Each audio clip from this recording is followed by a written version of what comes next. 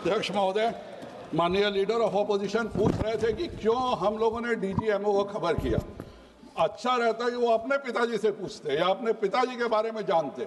1986 में राजीव गांधी ने जियाउल हक के साथ यह समझौता किया था कि अगर हम अगर सेना को भी बॉर्डर के तरफ मूव कराएंगे तो पहले हम डीजीएमओ को खबर करेंगे, हम पाकिस्तान को खबर करेंगे। तो अगर यहाँ इतना बाघ के बारे में ये कुछ बोल रहे थे, थोड़ा अपने पिताजी के बारे में भी पढ़ लिए होते तो ज्यादा अच्छा रहता।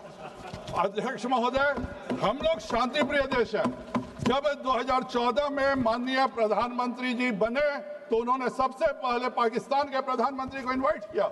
हम चाहते थे कि हम उतनी बदमाशी के बावजूद हम चाहते थे कि अच्छे से हम काम करें, लेकिन उन्होंने क्या किया? उन्होंने 2 जनवरी 2016 को पठानकोट एयरपोर्ट के एयरबेस पर हमला किया और जब हम लोगों ने सारे सबूत दिए तो कोई कार्रवाई नहीं हुई। और उसी के बाद जब 2016 में 19 सितंबर को उरी होता है तो भारतीय सेना ने घर में घुस करके मारने का काम किया, सर्जिकल स्ट्राइक किया। जब 14 फरवरी 2019 को पुलवामा की घटना होती है तो हमने उनके घर में घुस के बालाकोट पे हवाई हमला करके उनके आतंकवादी अड्डे को नेस्तनाबूद करने का किया। और जब हमारे पायलट को गिरफ्तार किया गया तो हम उनको धमकी देके पाकिस्तान से 2 दिनों के भीतर अपने पायलट को सही सलामत भारत ले आए। यह नरेंद्र मोदी जी की जीत है। और पहलगाम के लिए हमला जो था वह आखिरी अटैक था। माननीय प्रधानमंत्री जी ने सार्वजनिक मंच से यह स्पष्ट कर दिया था कि आतंकियों को और उनके आकाओं को इसकी कीमत चुकानी पड़ेगी। और 14 दिन के बाद 23 मिनट में न केवल 9 आतंकी अड्डे ध्वस्त किए गए बल्कि हमने नूर खान अड्डे पर अटैक किया। नूर खान एयरबेस पर अटैक करने का मतलब था कि हम चाहते तो कैराना हिल्स पर भी अटैक कर सकते थे, हम चाहते तो पाकिस्तान के प्रधानमंत्री के भी घर पर अटैक कर सकते थे।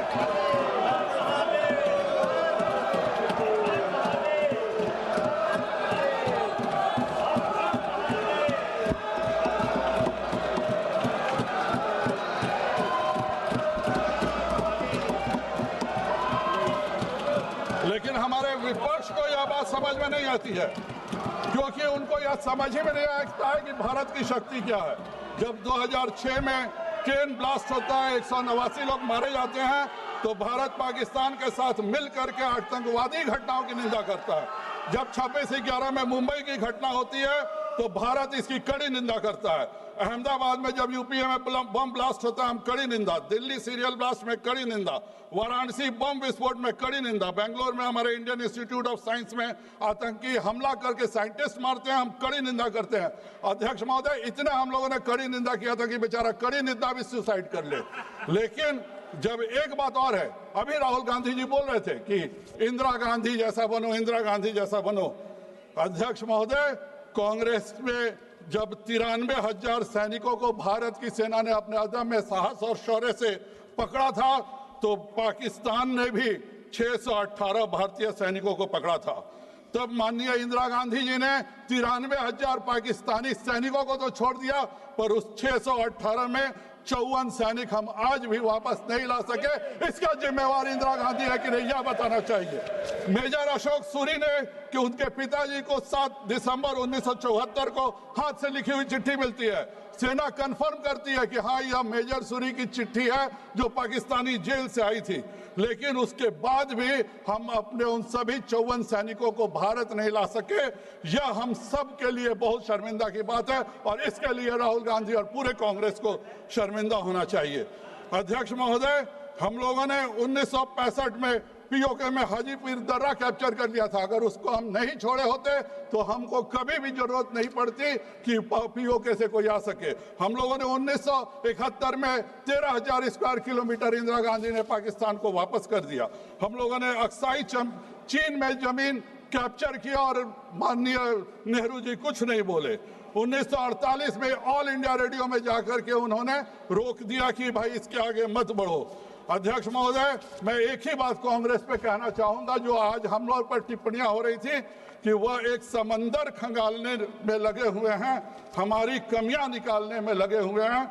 जिनकी खुद की लंगोटियां तक है फटी हुई, वह हमारी पगड़ी उछालने में लगे हुए हैं।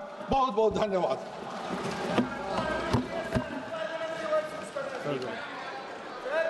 निकाल दे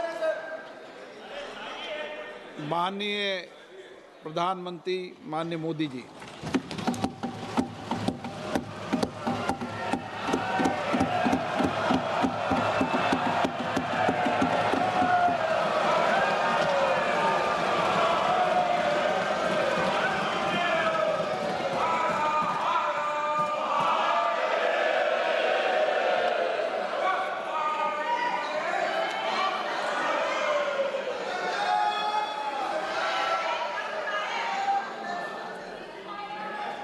आदरणीय अध्यक्ष जी,